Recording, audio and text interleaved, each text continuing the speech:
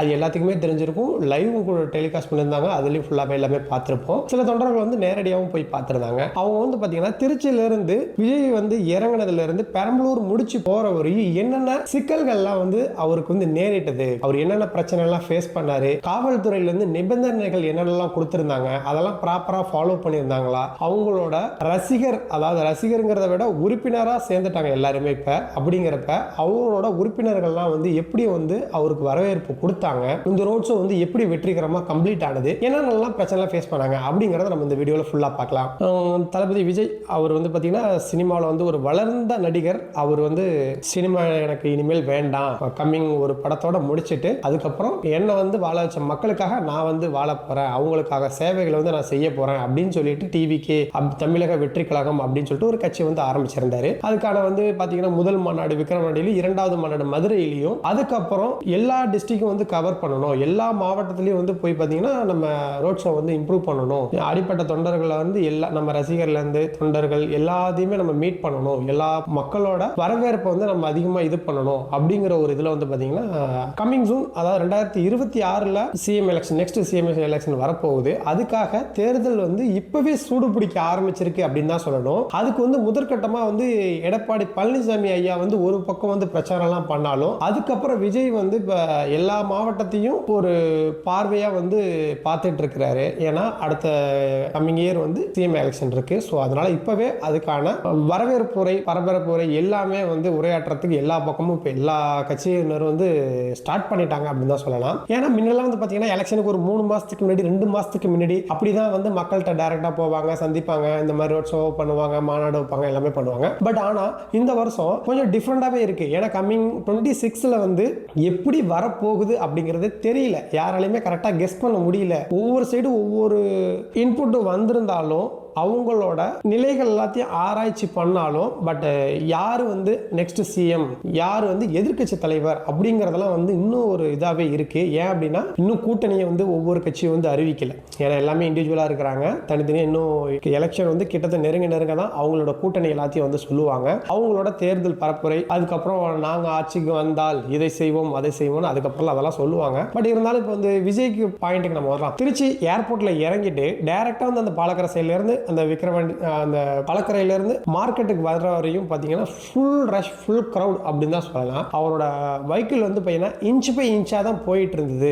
அந்த இடத்துல வந்து பார்த்தீங்கன்னா ஏற்கனவே அந்த சைடெலாம் பார்த்தீங்கன்னா ரோடெல்லாம் ஸ்மால் சைஸ் ரோடு தான். அதுவும் விஜய் வராரு அப்படிங்கிறதுனால வந்து பார்த்தீங்கன்னா மக்கள் வெள்ளம் வந்து அதிகமாகிடுச்சு. ரொம்ப அதிகமான அவரோட ரசிகர்கள்லேருந்து அவரோட கட்சி தொண்டர்கள்லேருந்து எல்லாருமே அதிகமானதுனால அவர் வந்து இன்ச் பை இன்ச்சாக தான் வந்து உள்ளே வந்துட்டு இருந்தார். ஸ்டார்டிங்கில் எடுத்த உடனே ஒரு செக் பாயிண்ட் ஆயிடுச்சு. என்னன்னா எல்லாமே எடுத்து எல்லாம் பேச போற ஆரம்பிக்கிற நேரத்தில் வந்து பார்த்தீங்கன்னா கரண்ட் கட், பவர் கட் ஆயிடுச்சு. அவர் 10 நிமிஷம் பேசினது என்னன்னு பாதி பற்றி கேட்கல. அவங்க அந்த பஸ் சரௌண்டிங்கில் வச்சிருந்த ஸ்பீக்கர்ஸ் மட்டும்தான் அதை வந்து கொஞ்சம் தூரத்துக்கு தான் கவர் ஆயிருக்கு. அதாவது அந்த வேன் சுற்றி இருந்தாங்களா சைடில், அவங்க மட்டும்தான் கேட்குற அளவுக்கு வந்து இருந்திருக்கு. என்ன பேசினாரு அப்படிங்கிறது பாதி பேத்துக்கு தெரியல, பாதி மீடியாவுக்குமே தெரியல அப்படிங்கிறத உண்மை. ஏன் அப்படின்னா அவர் என்ன பேசினாருன்னு தெரியல. அதான் மைண்ட் கரண்ட் ஆஃப் ஆயிடுச்சு, மைக் கட் ஆயிடுச்சு, வேற என்ன பண்ண முடியும், கத்தி எவ்வளோ தூரம் பேச முடியும், ஒன்றும் இல்லை. அந்த டைமில் ஆம்புலன்ஸும் உள்ள வந்துருச்சு.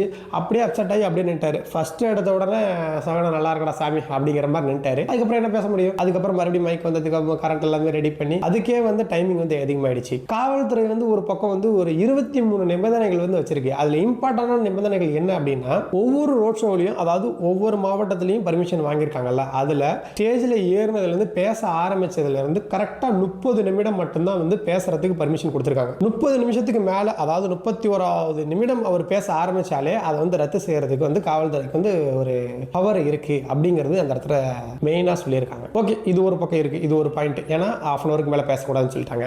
ரெண்டாவது வந்து பார்த்தீங்கன்னா வெடி வெடிக்க கூடாது. அதாவது அவர் வராரு அப்படிங்கிறதுனால ஃபுல்லாக சவுண்ட் அதிகமாக இதோட இருக்கிற வெடியெல்லாம் வெடிச்சு வரவேற்பு அப்படின்னு சொல்லி பண்ணக்கூடாது அப்படின்னாங்க. அது ஆக்சுவலாக வந்து கரெக்ட் தான்.